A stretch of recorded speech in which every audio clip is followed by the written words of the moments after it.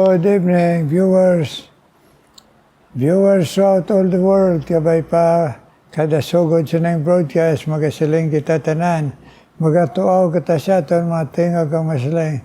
Oh, give thanks unto the Lord, nyari pa ini ang imo broadcast. Amen. Amen, mga viewers. Karon magakanta kita sa aton theme song, In Times Like This.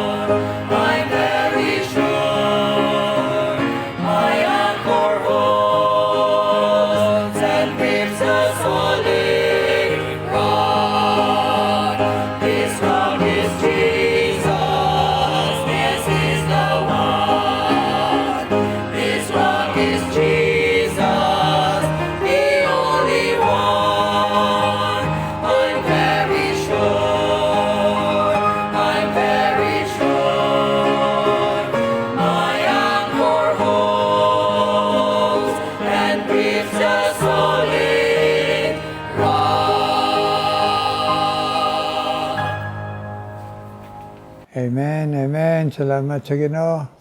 Ay pagamiton ginapermi sa Ginoo. Nga aton gid halungan to be very, very sure na si Kristo ari sa aton. Christ in you, the hope of glory. Amen.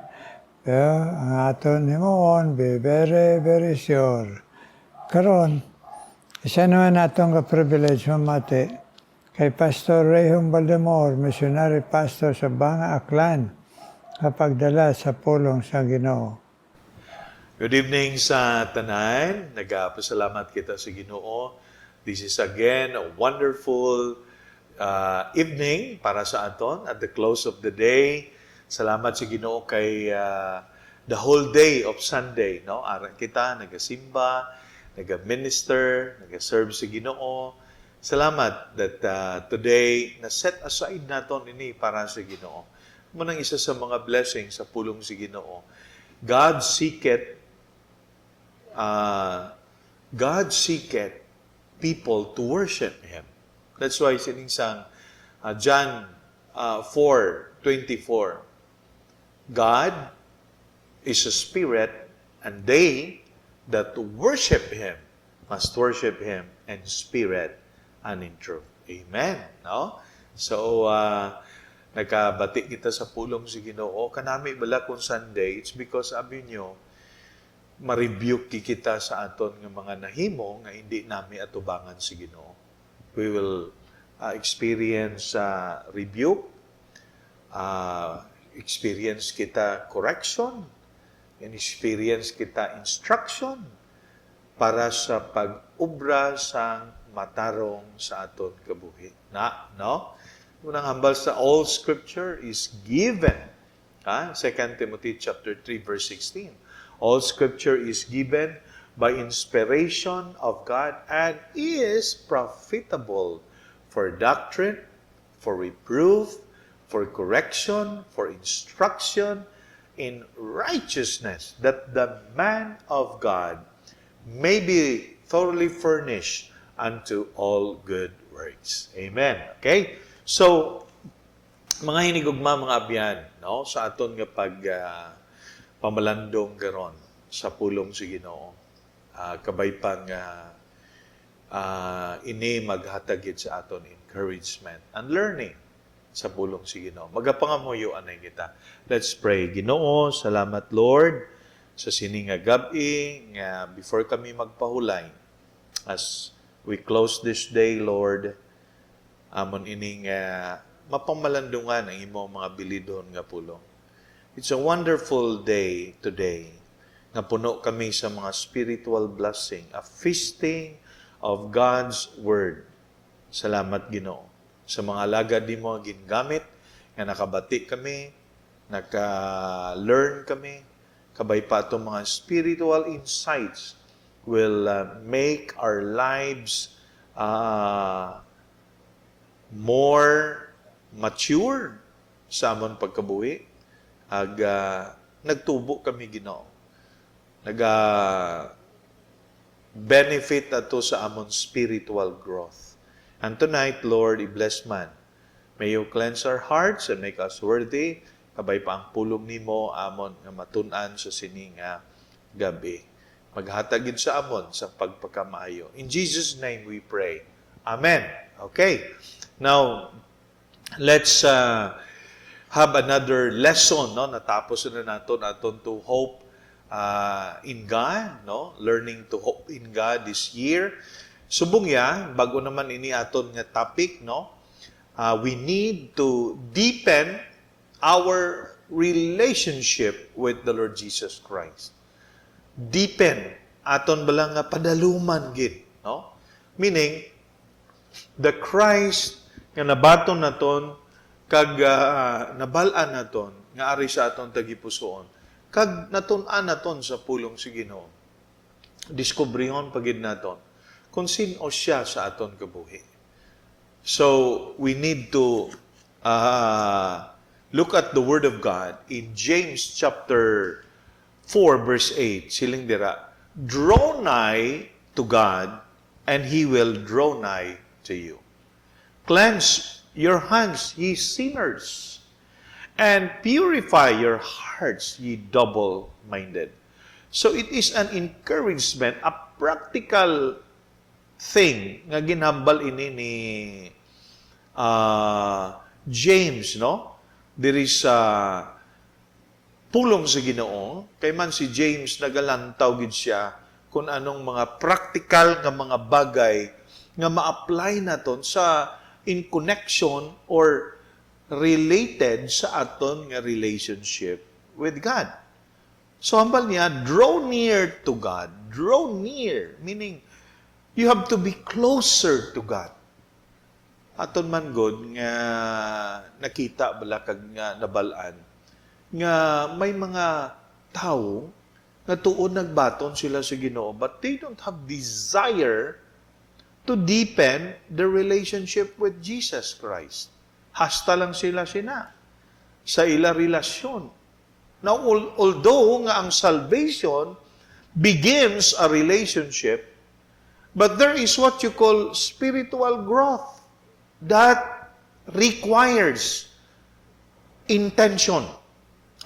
Nag-require sini that in our hearts, may ara kita intention to know who God or to know the Lord Jesus Christ sa aton kabuhi. So aton padaluman gid, no? Ang gina-desire sa Ginoo, God desires more than sometimes nga visit naton sa church abi, no? Ang gin-desire gid, God desire daily devotion sa iya. Kung nang gusto si Ginoo nga makita sa aton. So number one, I believe, if we want to deepen our relationship with the Lord Jesus Christ, here is the number one thing nga obrahon naton. Because I believe that this is the heart of the relationship. Anong himuon naton? Desire Christ. That's number one. Desire Him. Long for God sa imo kabuhi. in Psalm chapter 42 verse 1 and 2. Kanami bala diri sa Psalm 42, mga viewers, mga hinigugma sa Ginoo, mga abyan nga nagapamati karon, no? Naghambal ang psalmist sa Psalm 42 verse 1 and 2. Kung tanawin niyo sa inyong mga Bibles, it says, as the heart panted. Ano nang heart, pastor? Heart, H-A-R-T. Dear na, dear. Usa, ha? Sa aton pa. Dear. So, ibutang naton diri para at least common sa aton nga pagpamati. As the deer panted after the water brooks, so panted my soul after thee, O God. My soul thirsted for God, for the living God. When shall I come and appear before God? So ang psalmist diri naghambal sa niya, I long for you, O my God. Do pareho ina sa isa ka deer, sa usa nga kung ginauhaw siya nagapangita gid siya sang tubig, no? Kag mga spring or rivers, okay? Ginapangita niya because kung makainom siya, that will satisfy his longing. Amo ng psalmist, sila niya. So kung ikaw anak sa Ginoo, may longing ka gid sa Ginoo. May hunger and thirst ka sa mga spiritual nga mga bagay. Amo nang isa ka, I believe, isa ina ka palatandaan, palatandaan sa isa ka anak sang Ginoo. Sa isa ka anak sang Ginoo, kung maghambal ka, may relasyon ka sa Ginoo, kag anak ka sa Ginoo, that means may hunger and thirst ka for the Lord.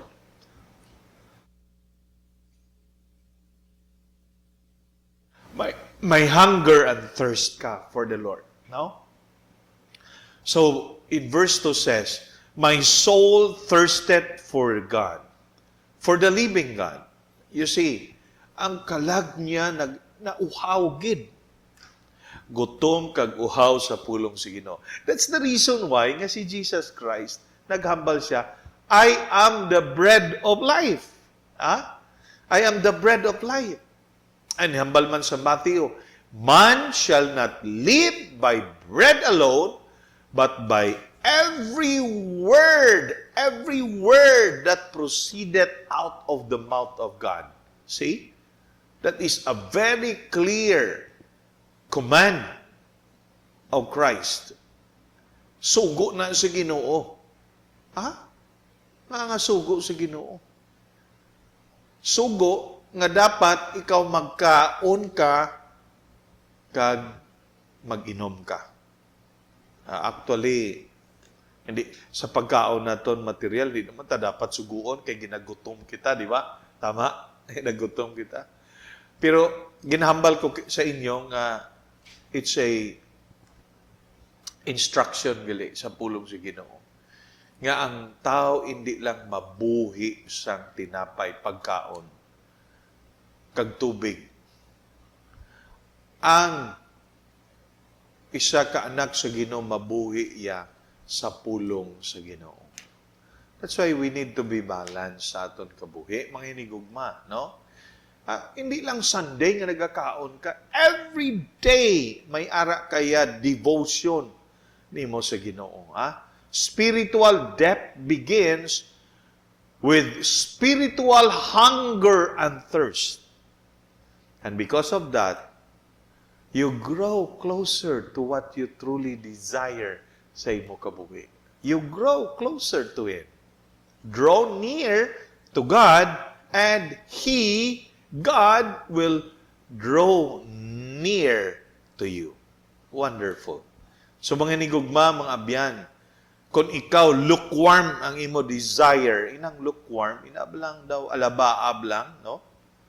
Hapaw lang, na desire nimo, it will lead you to a shallow relationship. Manabaw lang.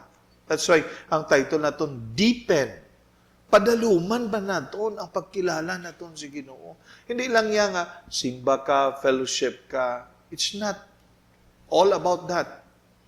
All those things, nga mo nang nagasimba ka, nag-alagad ka sa Ginoo, that's the outcome of a person who is rooted sa pulong sa Ginoo. Ha?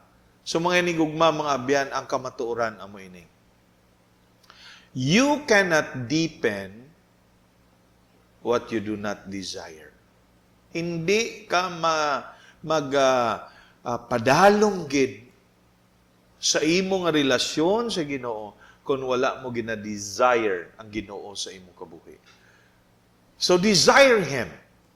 Amo nang aton encouragement sa kada isa. Ang pamangkot ko sa inyo before I close tonight, do you have that desire to know who God is sa imong kabuhi? Yes.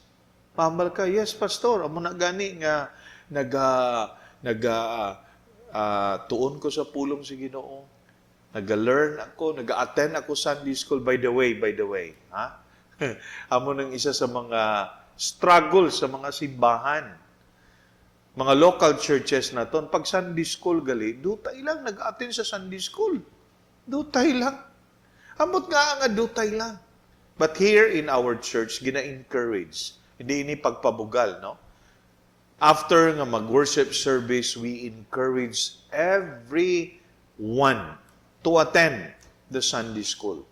Because in Sunday school, there will be a lot of learning because you can ask question sa pastor, sa teacher, nga nagatudlo sa aton. May question ako. Gusto ko mabalaan. Anong hambal sa pulong sa Ginoo? See? And there will be an answer that comes from the Word of God. Abo nang kulang, subong. No? I tell you, I believe, isa sa mga ginatawag daton balang weakness sa church, no, is about attending Sunday school.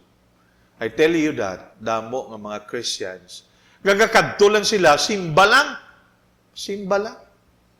Pagkatapos simba, puli na yun. Okay? Kasubo na. Ang iban gani, wala ga-attend Bible study. Sa church, may mga discipleship nga program. I mean, discipleship nga method sa pag-learn, kag pag-study, way ga-attend ang iban.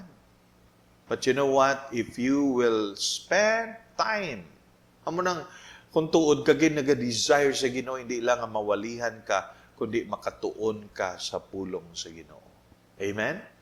Study to show thyself approved unto God, a workman that needeth not to be ashamed, rightly dividing the word of truth.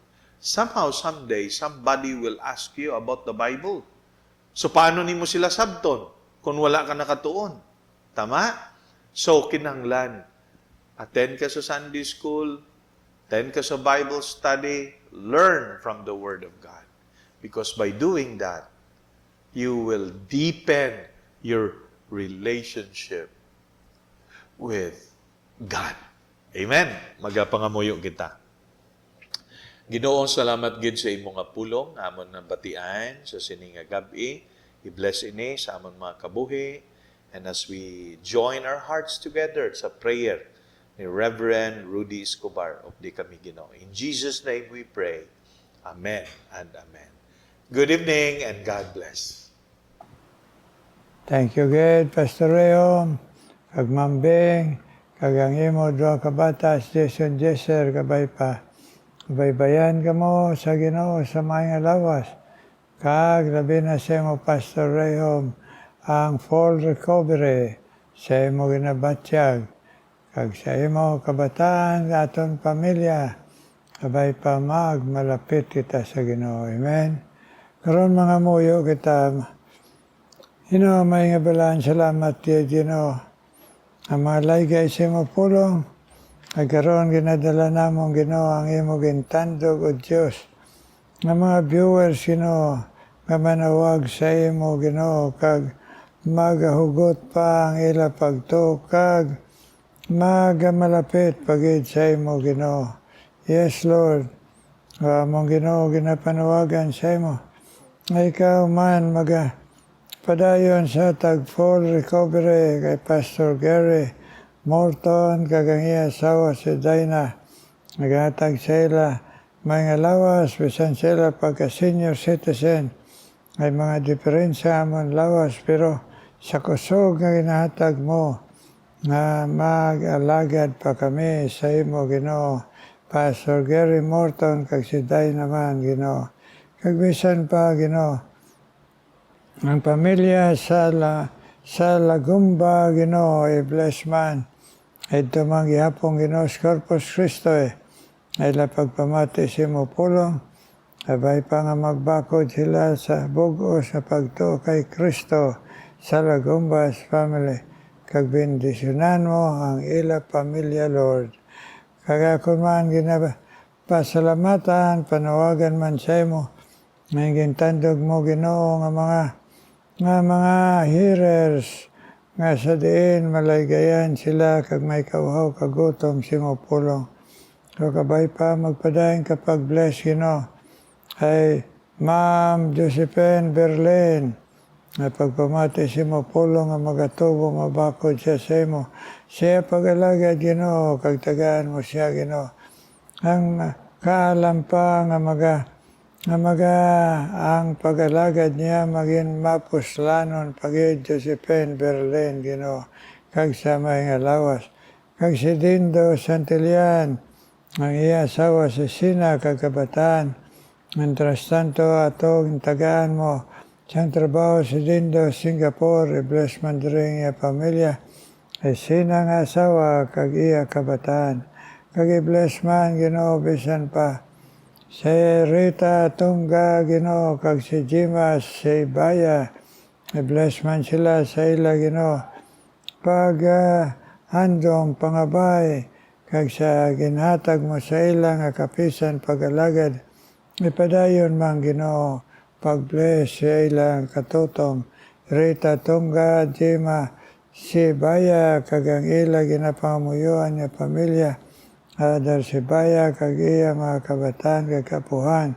Kag si Rita Tunga, ang iya mga kabataan, kapuhan man o Diyos. Yes, Lord, padayon ka sa pagsubaybay sa ila, nga maayong alawas, Ginoo. Ikaw man magpadayon pag-bless, Ginoo. Bisan pa, Ginoo, kay Luela Silga, kag kay Elida Hagulina, sa pagpamati si mo pulong. At they will grow in grace in your knowledge.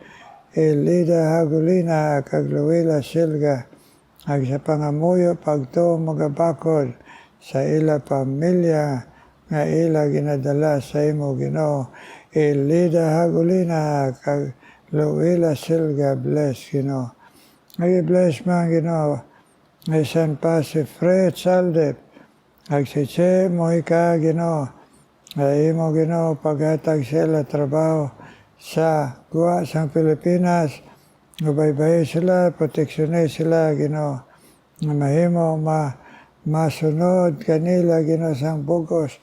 Kag maproteksyonan mo sila, Ginoo. Ila kabuhi sila testimonya sa imo, Ginoo. Nabisan pa sila trabaho, Fred Saldep, kag Cheche Mojica, kag si Angeles Mojica, Ginoo, ang Iloy. Che Mojica, bless man siya. Iya pangamuyo pagtuo, Ginoo, siya bana. Kag sa iya pamilya nga ikaw, Ginoo, nagasabat na magabugos man sila sa imo. Angeles Mojica, Ginoo. Kag kabay pa, ikaw man magapadayon, Ginoo, pag-bless. Ay Lolita, Ginoo Villar, kag kay Nida Valencia, nila pagpamati si mo pulong. Matagaan sila, Ginoo, sang encouragement. Ang kalipay nga magapadayon, palaygay si mo pulong. Nida Valencia, kag iya pamilya, kag si Lolita Villar. Yes, Lord, ila pangamuyo. Ila katutong, kag sa ila pag-alagad sa imo. Agi-bless man, Ginoo, sa Jasper Bon Calantas Jr. Ila pagpamati siya mapulong siya utot kag siya Iloy. Agsaya may nga dito Ginoo sa Saudi. I-bless man mga Kalantas family. Ay ila katutong pagpamati si Mapulong. Nag-i-bless man Ginoo bisan pa si Maribe Castillo Ginoo.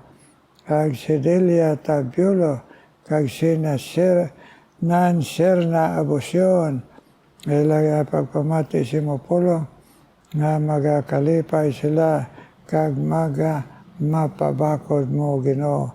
Kag ila pangamuyo nagpagalagad nga matutom Delia Tabulo Nanser na Abusyon bisan pa si Maribe Castillo Ginoo.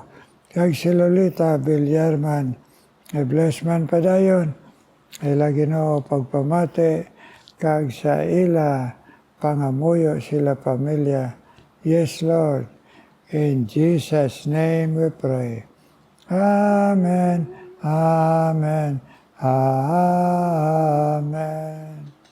Amen, amen, mga viewers. Abay pang malipayong kita, magpinangamuyo ay viewers. Okay? Matinuan kita karon special number.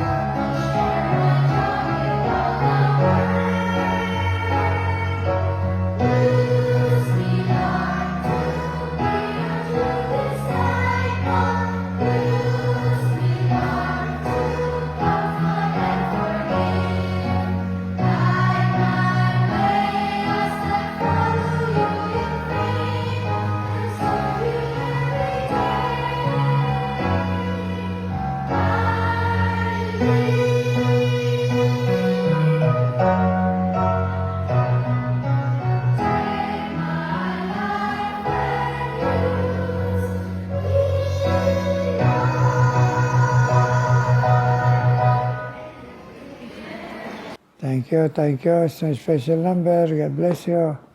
Abay pa, ipadayon nyo na hala ng inyo nga tingog talento ang ginhatag sa Ginoo. Amen. Karon kita tanan, all viewers around the world, kag kami mga alagad sa Ginoo, may God, shine His face upon us and bless us. Amen and amen.